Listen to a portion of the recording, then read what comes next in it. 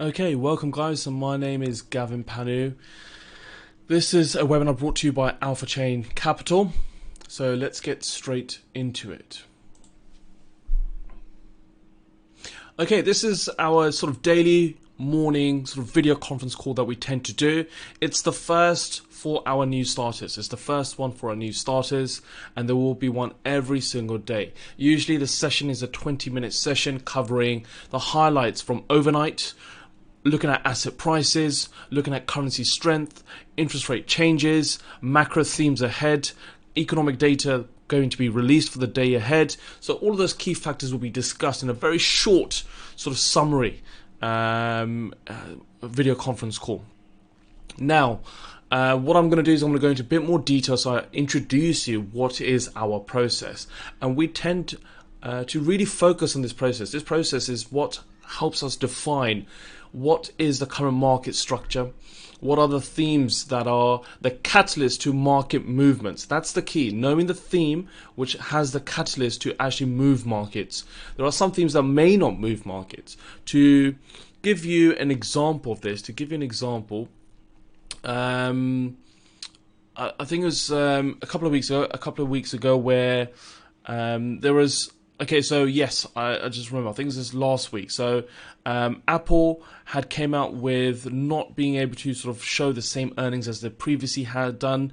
And I also think that Amazon had to spend something around $2 billion in the first or the second quarter of their capital to sort of fight against coronavirus and its impact on their business. So there's a lot of pessimistic news coming from corporations.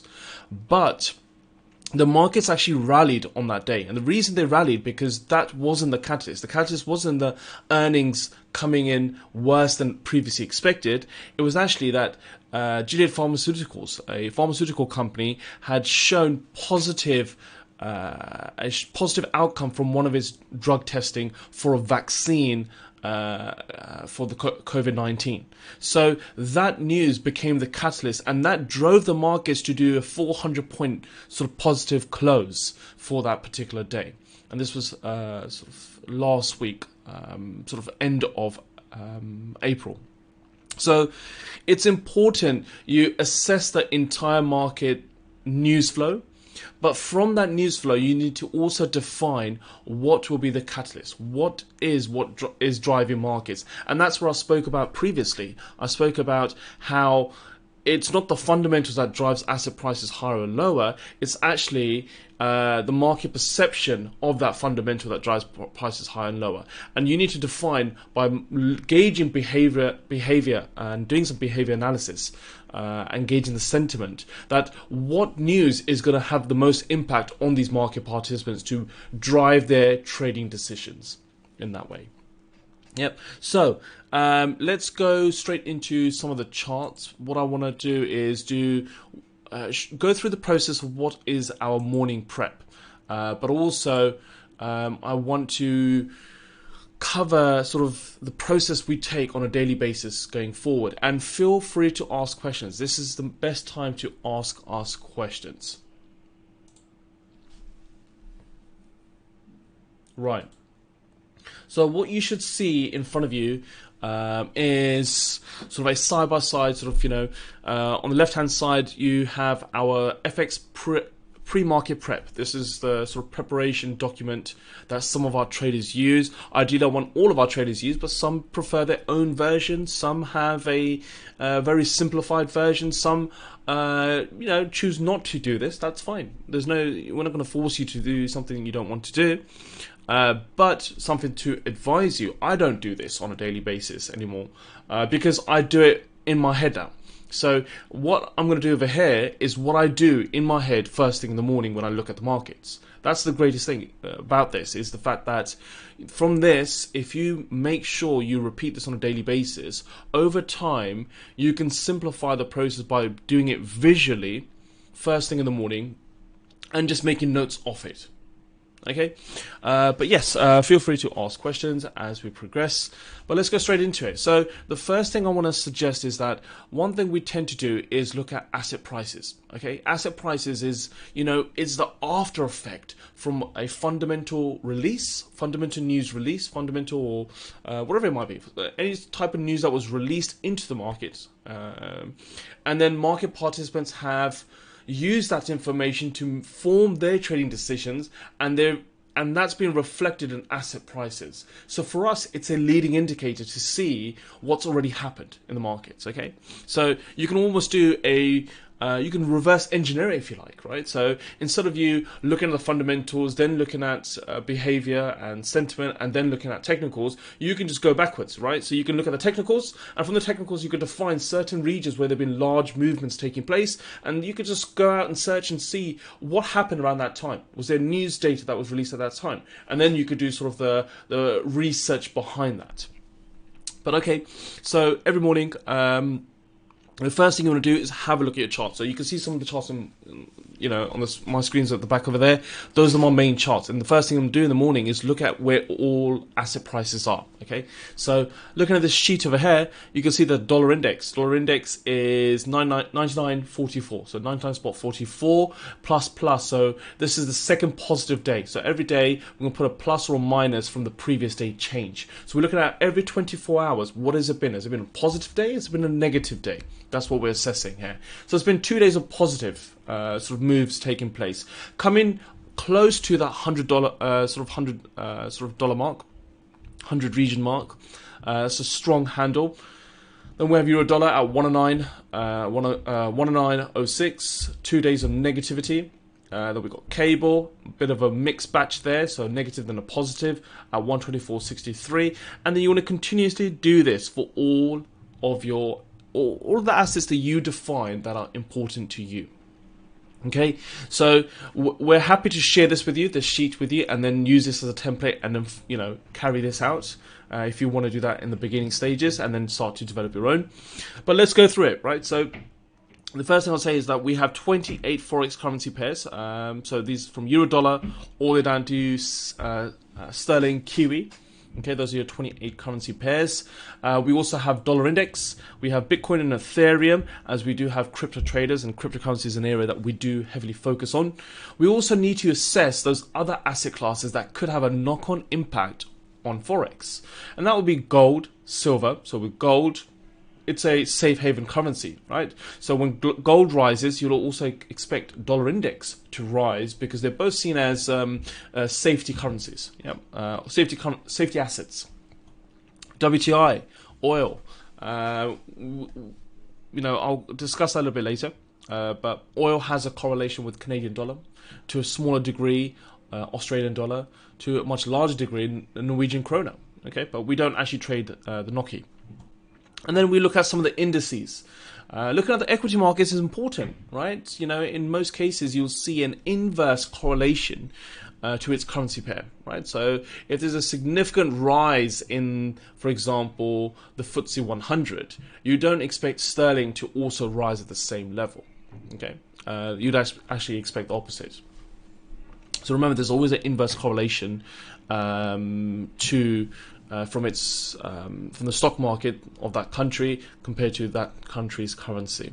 Something to also reflect on is that correlation on the very, very short term has less of an impact. So the key about correlation is the longer your trade position is for, the more that correlation works out in your favor. Okay, so correlation is not always the case required to really focus on if you're trading the very, very short term. It's to understanding of correlation is key. But the longer your trades last for, the longer you're in that trade, the more correlation will have an impact on your trade.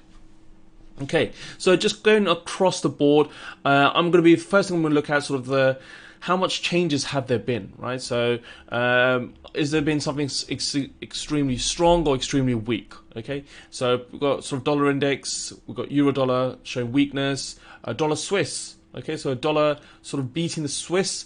Sort of the Swiss franc can be seen also as a safe haven currency. So the focus is that seen as less of a safe haven at the moment, and the dollar is seen as that potential safe haven.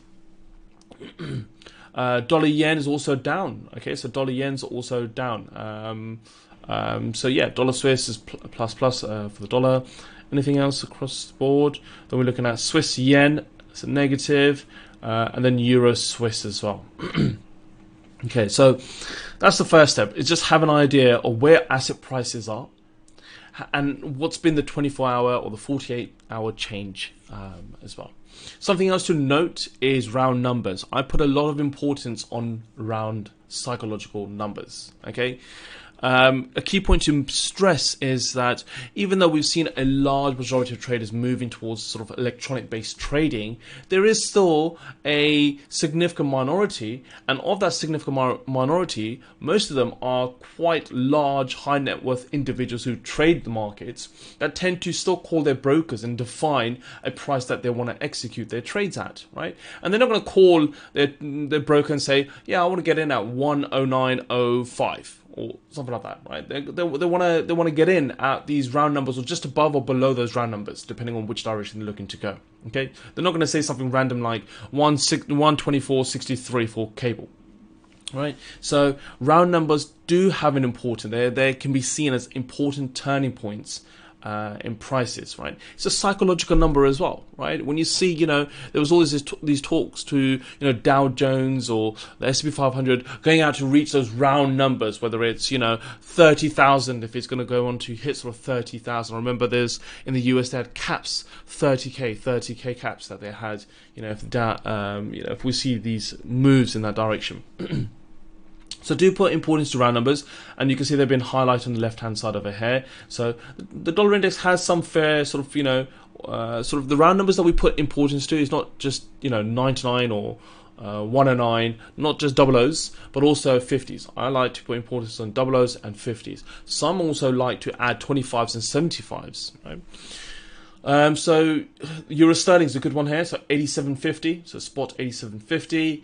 And then if you look at dollar Swiss at 96.54, so spot 96.54, so just broken through the 50 handle there. And as you want to progress through, you want to sort of define where those round numbers are. And the key benefit here is it gives you a gauge of where how much of a price movement has there been, but also on the longer term, has there been a continuation in that direction? And also, you're highlighting now from those assets that you've viewed. I can have a short list of where assets have been around these round numbers as well, and quickly target them and see if there's trading opportunities by applying technical analysis thereafter. Okay, so remember, your ideas are born from here, not defined here. Right, so that covers sort of asset prices. Okay, so more of a holistic view of the markets, looking at different asset classes. And looking at sort of the very short-term price change to the longer-term price change, and defining these psychological round numbers that may lead to reversals or a breakthrough.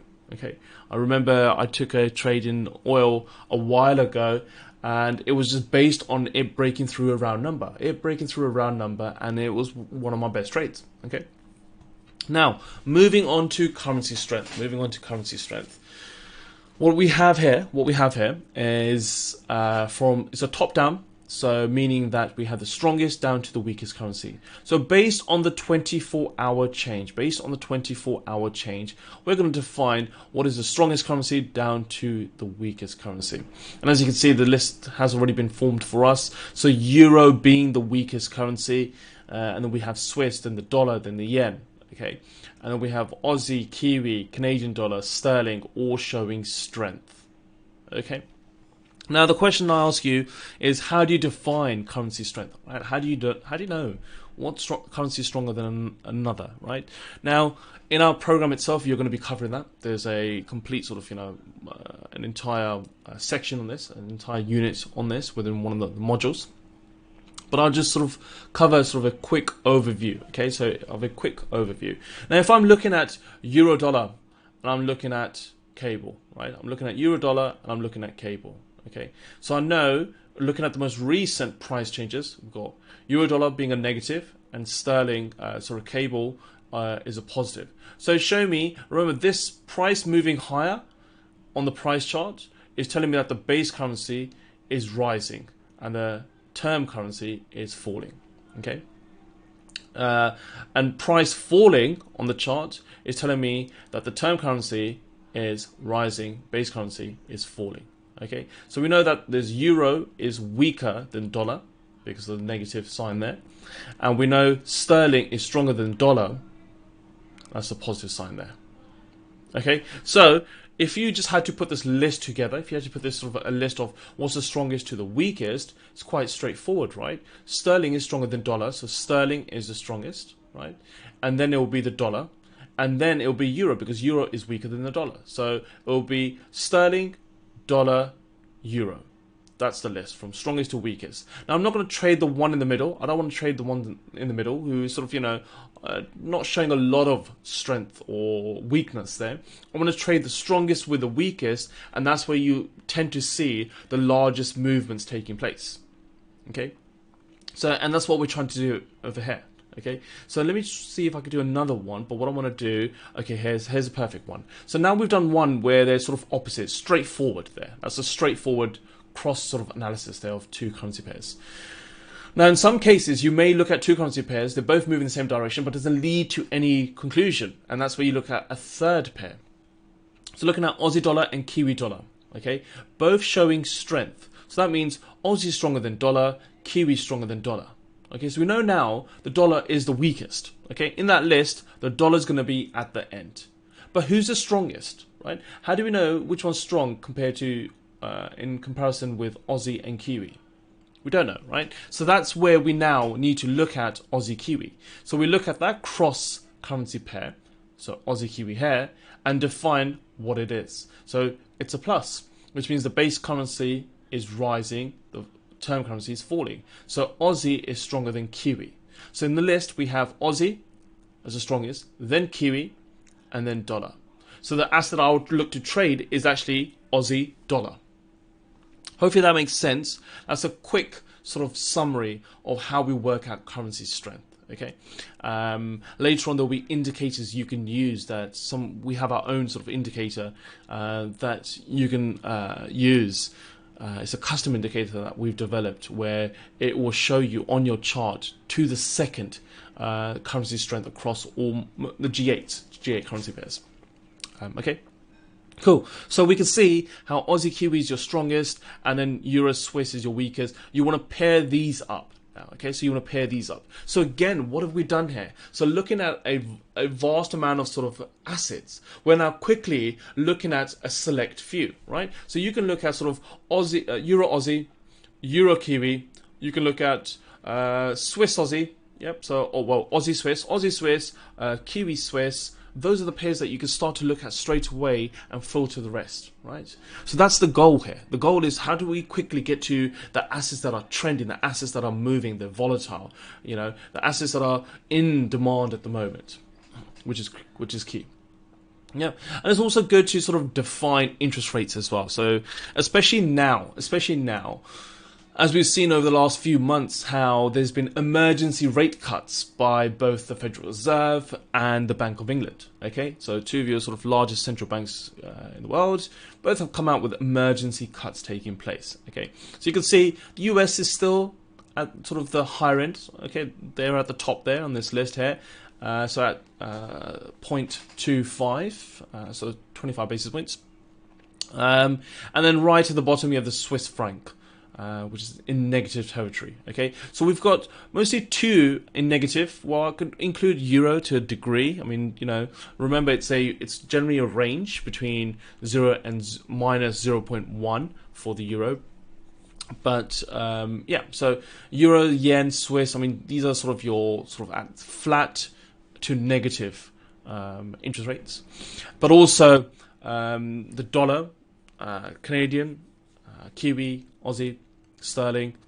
I mean, they're pretty close now. They're pretty close to being completely flat, right? Now, the question is, how much room do central bankers have? How much room do central bankers have to follow through if there is a further recession, if there's a further sort of asset price falling, right? All asset prices falling, a systemic risk, or coronavirus makes a comeback, as they're talking about, in the upcoming winter, we could see a continuation in coronavirus cases if we don't have a vaccine, right? So if there's a part 2 to coronavirus, we see sort of a downfall in sort of the number of cases, lower numbers over the summer period, but then as we go into sort of the winter, we may see cases rising again. We could see further sort of falls in asset prices, which may lead central bankers to, wanting to reduce rates or go to negative territory. Now, that is something on the cards there, right? So central bankers, one of their sort of biggest tools is to adjust the interest rates. And they don't have much room. Many of them don't have any room. If you look at sort of the bottom list, but the top list, they don't have much room either. I mean, to look at the other end of this is where you have quantitative easing in place as another tool to support the growth in economies by asset purchases of whether it's government bonds or other financial instruments. But again, so that's something that's for a later topic as well. Okay.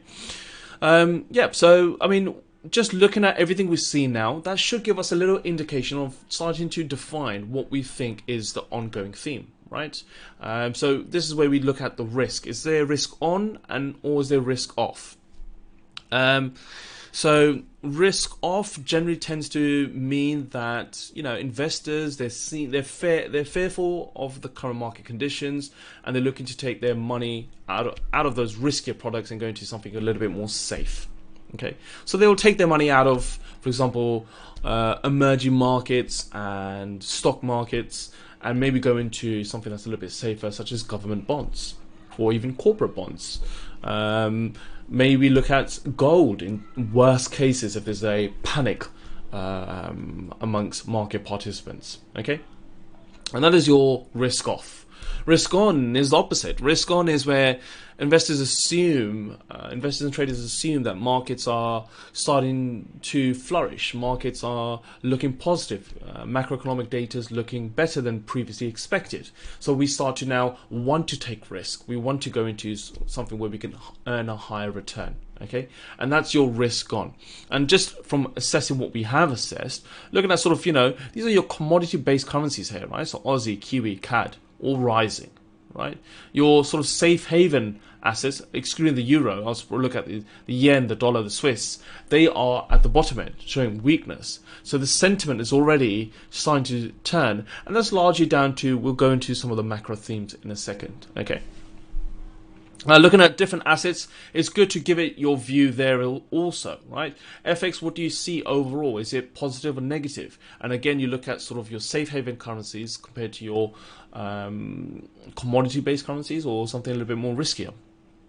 You look at crypto markets, or crypto is sort of, showing weakness or strength. We can see Bitcoin through the 9,000 handle. Okay, so we're through the 9,000 handle. And do remember, we've got Bitcoin halving taking place in a very, very short period of time. Okay, so we might see a lot of emphasis or focus shifting towards the cryptocurrency markets in a week or so. Okay, Ethereum also highly correlated to Bitcoin, will also follow alike.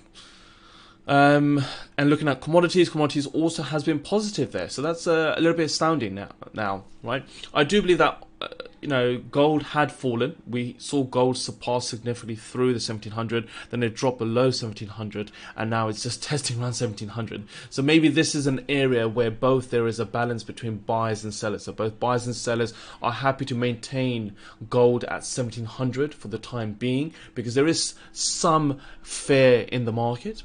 But if that fear completely is subsided, and we have another strong risk-on environment, then we could see gold continue to fall. WTI, crude oil.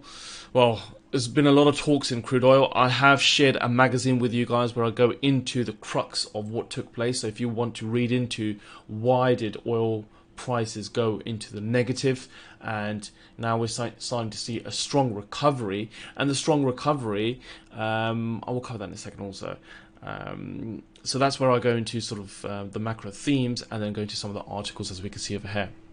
So looking at sort of the DAX, the FTSE, the Dow, you can see over here. So not much change, or slight sort of, a drop in the DAX, FTSE, and Dow. So let's have a quick look at those assets. I like to sort of look at these assets also. So if I go into Indicom, and we'll bring up FTSE first of all. So you can see FTSE sort of a strong drive lower, and we're starting to see a turnaround. I'm on the 1 hour time frame taking place over here. So hitting a strong floor here, strong floor. Look at these sort of indecision counters being formed over here. So, we've seen it's broken through the most recent high. Now, in the longer term, we're seeing a bullish trend already. Okay, we're already seeing that bullish trend taking place from these bottoms over here. Okay. So maybe this is another opportunity to buy at the dip. We should see a similar setup in the DAX.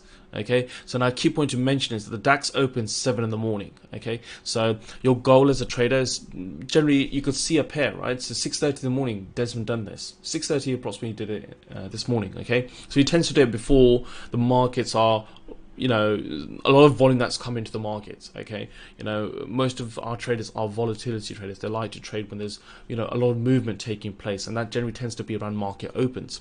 So you want to do this analysis prior in the morning. At 7 a.m. you have the DAX open. That gives you sort of an inkling of what's likely to take place on how the DAX opens. Is it opening at a positive or negative? Is there a large gap or very little gap? And you want to sort of track that. You don't want to sort of instantly get into the market. You want to track and see how it progresses. And then UK market opens at 8 o'clock, 8 a.m. That starts at 8 a.m. And if you're looking at, for example, the Telemib, which is their sort of indices, that opens at 9 a.m. Okay, so sort of morning session from between sort of 7 a.m. to about 9 a.m. is where you have most market opens. Data is released at 9:30, especially in the UK. 9:30 a.m. we have data, but some of the European data being released from 7 a.m. onwards. Okay. Then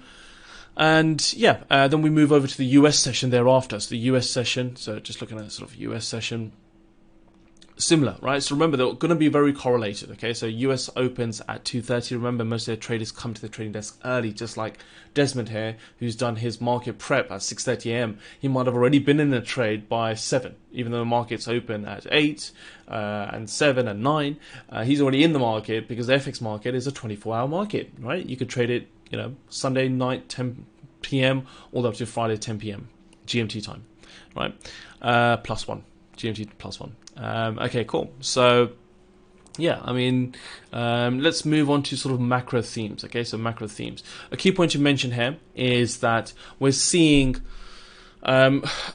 these lockdown measures starting to relax. Okay, in some of the European nations. Okay, the most focused, almost the sort of European epicenter, or was the epicenter until UK took over, or I haven't looked at the amount of cases. We're number 3 on that list. Italy starting to sort of relax measures. Spain also starting to sort of relax their measures, which is a key point there, guys. This is sort of a defining moment, and that's why we're seeing the risk on sentiment. The risk on sentiment is defined by the geopolitical sentiment around the coronavirus. Okay, as these lockdown measures are starting to being reduced, and we're hearing this news around pharmaceuticals, drug testing going positive, and we may have a vaccine in a shorter period of time. Market conditions start to sort of could get back to where it was just a few months ago, 3 to 4 months ago, right? That eases market tension, or puts a little bit more less pressure on participants, and there's less fear in the market. So this is a positive scenario, hence we're seeing the risk on environment. Okay, oil rises as production cuts starts to take effect. So we assumed that OPEC plus, if I just bring up sort of, looking at sort of this article over here, guys, this article, let me just share this with some of you in the chat over here. Please do read into this, right? So this article sort of just defining. There was the original thought. Again, do read into our magazine. Our magazine's clearly gone into sort of what's expected in regards to what happened with crude oil. But something to mention here is that OPEC Plus have at the beginning of May started to cut their production levels by 10 million barrels, almost 10 million barrels. I think it's 9.83, something like this, per day. Okay, so 10 million barrels are taken off the market per day. Right. The issue was the storage. Okay, there's so much being stored. There's no space for storage anymore. Hence why prices went into the negative territory. Now we've got this positive rhetoric coming around coronavirus that we've hit the peak, numbers are falling, market conditions are starting to come back to where they were, and we may see a quick rebound, a quick bounce back to where markets were previously, and therefore the first areas that are going to come into this is construction and industry. Sort of that construction industry is going to come back very quickly, and the demand for oil will start to grow. Okay, so these production cuts could have that lasting impact where we start to see now a recovery taking place where OPEC is not required to do further cuts. Okay. US-China tensions ease as economic punishment is denounced. This is sort of, there was some rhetoric over the weekend about Trump stating that, this was sort of created in a Wuhan lab and things like this. There's a lot of war of words, especially when it comes to Trump. Brexit talks resume. This is another one, right? So Brexit talks are beginning to resume now as well. So this is also now going to slowly become a growing theme and then become a catalyst to market prices, market movements. Okay, so I want to say it is the catalyst currently, but I would say that it is being talked amongst market participants. And if we see a dying effect of the coronavirus and its impact in financial markets due to sort of, hitting the peak and numbers reducing substantially, then Brexit, trade wars between US and China will come back to the forefront. Okay. Now, moving on to sort of the economic calendar, let me just share this article with you guys also. Just give me a second. Okay, so I like to look at Forex Factory, especially for the new guys that are looking to trade with us, and some of you are new starters. I would say look at Forex Factory. It's quite detailed. It's quite detailed in what we're looking to do. So we've got. You can look at this week's entirely. You can filter it by the type of impact you expect, or you could just focus on today's sort of what we're expecting sort of ahead, right? So we know sort of early morning. The Australian sort of RBA, Reserve Bank of Australia, have produced their statement, and you can sort of pretty much click on this folder. You can go to the latest release. You can define why traders care, gives you all the notes and so on. There are some related stories that you can read into as well, and that'll be great for you to do, guys, on a daily basis. And this is sort of cash rate kept the same. And sort of we defined it over here. Sort of if we look at RBA over here, right, and you can see the fall. Right, so we're seeing the fall, especially sort of, towards the end of 2019. So if we're looking at sort of May 2019, we had a drop in June 2019, another one in July, maintained for 3 months, and then thereafter in October 2019, another fall, maintaining in this region here, just below the percent. Okay, that lasted till Feb, and then come March, another drop, and then we had another drop in May. Okay. Another drop in March, and then you see April and May being held in that region there. So we're seeing a continuous fall in interest rates, and they're trying to maintain it at this point. I don't see them dropping it any further, or to be fair, I don't see any of the central banks now focusing on emergency rate cuts now, as the markets are starting to now price in more of a risk-on factor due to the catalyst dying out in regards to coronavirus and positive rhetoric coming through. It's going to be more of, if anything does take place, they may look at sort of resetting their QE program. Okay. In addition to that, so look through this, sort of look for high impact. So just to define, it tells you the time that the data is going to be released. It tells you what is going to have an impact on, the type of impact, sort of, high impact being red, low impact being yellow, medium being orange. There's not orange there, is there?